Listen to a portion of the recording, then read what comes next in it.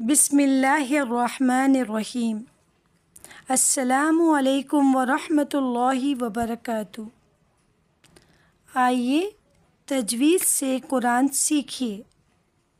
Lecture number 2۔ حضرت محمد مصطفیٰ صلی اللہ علیہ وسلم کا فرمان ہے کہ جب انسان یعنی ابن آدم اس دنیا سے کوچ کر جاتا ہے تو اس کے تمام اعمال کا ثواب ختم ہو جاتا ہے سوائے ان 3 چیزوں کے جو اس کے مرنے کے بعد بھی جاری رہتی ہیں۔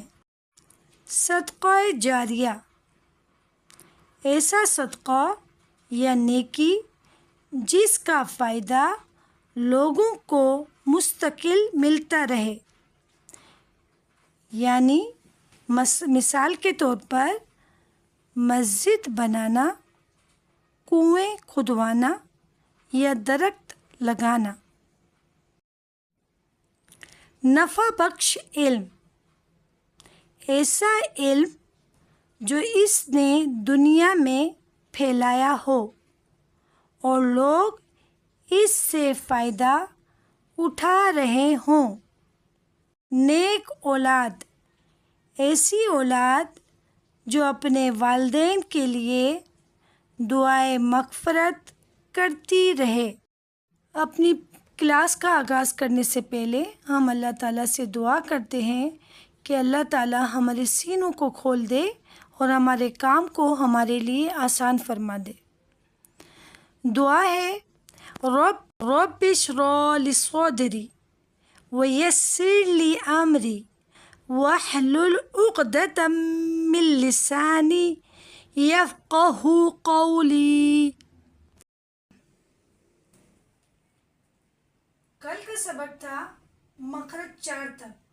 آج ہم پڑھیں گے مخرج 5 یعنی مخارج حروف 5واں۔ مخارج حروف 5واں کون سا ہے؟ حروف لہاتیہ۔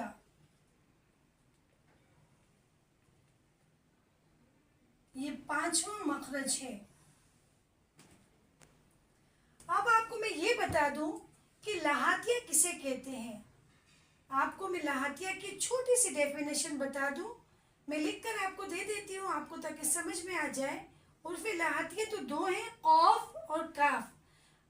لہاتیہ کو لہاتیہ کیوں کہتے ہیں؟ حروف لہاتیہ کو لہاتیہ کیوں کہتے ہیں؟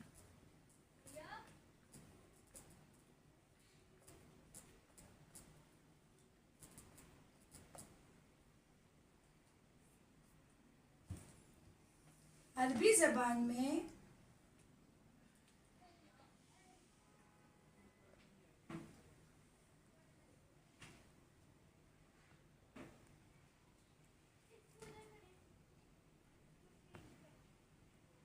حلق کے کوے کو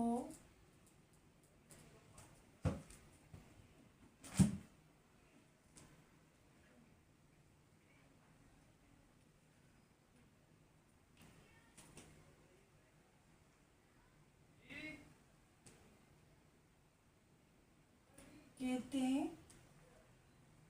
ہیں، اسی لیے اس مناسبت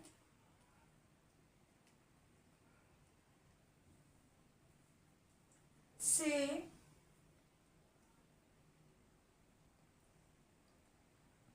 اس کا نام لحات یا لہاتیہ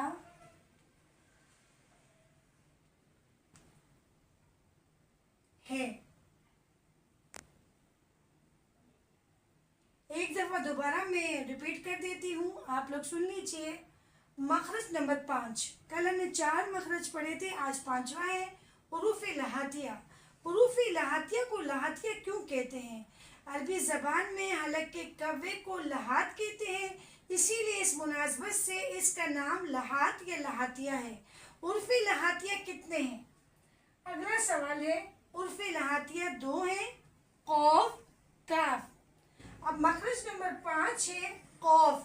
اب ہم لکھیں گے حروف لہاتیہ میں مخرج نمبر 5، تو میں آپ کو آگے لکھواتی ہوں تو آپ اس کو نوٹ کر لیجئے۔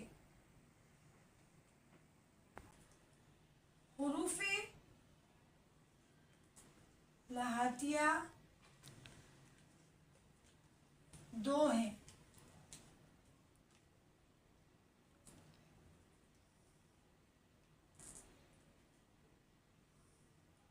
مخرج نمبر 5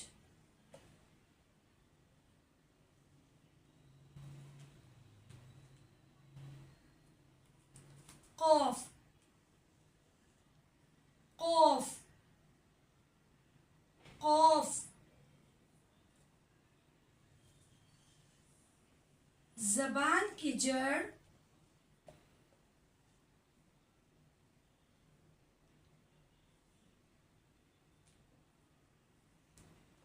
زبان کی جڑ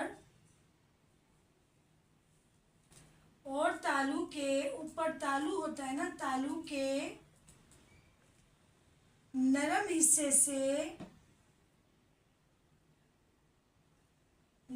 حصے ادا ہوتا ہے۔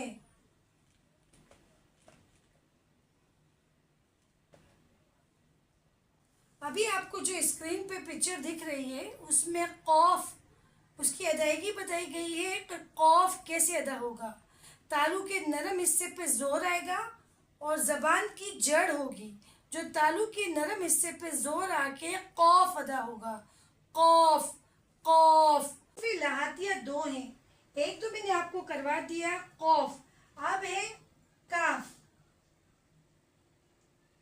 جو قاف ہے وہ تالو کے نرم حصے سے ادا ہوتا تھا اور یہ کاف ہے، یہ تالو کے سخت حصے سے ادا ہوتا ہے۔ دونوں زبان کی جڑ سے ہیں، مگر ایک تالو کے نرم حصے سے قاف اور یہ کاف تالو کے سخت حصے سے ادا ہوتا ہے۔ تو اس کی ڈیفینیشن لکھیں گے، زبان کی جڑ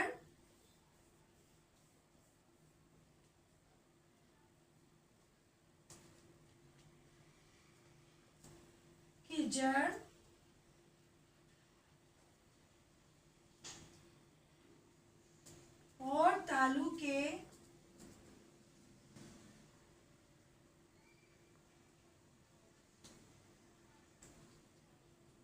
سخت حصے سے ادا ہوتا ہے۔ یعنی کاف کی ڈیفینیشن ہے زبان کی جڑ اور تالو کے سخت حصے سے ادا ہوتا ہے۔ جو پچھلا قاف تھا جو آپ نے امیج میں دیکھا تھا وہ تالو کے نرم حصے سے ادا ہو رہا تھا، اب اس کی امیج دیکھیے، یہ تالو کے سخت حصے سے ادا ہوتا ہے۔ یہ ہے کاف، وہ ہے قاف۔ جیسے قلب، قلب، قلب دل، اور یہی آپ یہ لکھیں گے بالکل سیم ایز اٹ از قلب، تو ہو جائے گا کتا۔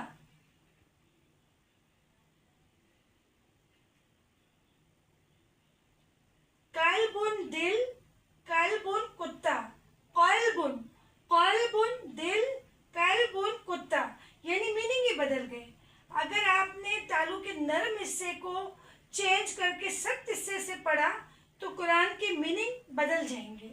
تو اس چیز کو آپ کو اپنی قرآن پڑھنے، جب بھی آپ تلاوت قرآن پاک پڑھیں تو اس چیز کا خاص خیال رکھیں کہ آپ وہ الفاظ پڑھیں جس سے معنی قرآن پاک کا بدلے نہ، اور جو اللہ پاک نے ہمیں فرمایا ہے بالکل سیم ایز اٹ از ہمیں وہی پڑھنا ہے جو اللہ پاک نے ہمیں بتلایا ہے۔ تو آپ نے دیکھا کہ عربی زبان میں ایک حرف قاف اور کاف کو اگر غلط پڑھا جائے تو اس کے معنی ہی بدل جاتے ہیں. قلبن کو اگر کلبن پڑھیں گے تو وہ کتا بن جائے گا. قلبن مطلب دل، کلبن مطلب کتا. تو اس چیز کو سمجھنے کے لیے آپ کو مخارج اور تجوید ضرور سیکھنی پڑے گی، تاکہ آپ قرآن پاک کو تجوید سے اور مخارج سے قرآن پاک کو پڑھیں اور سمجھیں اور خود بھی سیکھیں اور اوروں کو بھی سکھائیں. تو یہ آپ کے لیے صدقہ جاریہ ہوگا، چونکہ نبی کریم صلی اللہ علیہ وسلم نے فرمایا کہ تم میں سے بہترین شخص وہ ہے جو خود قرآن سیکھے اور اوروں کو سکھائے.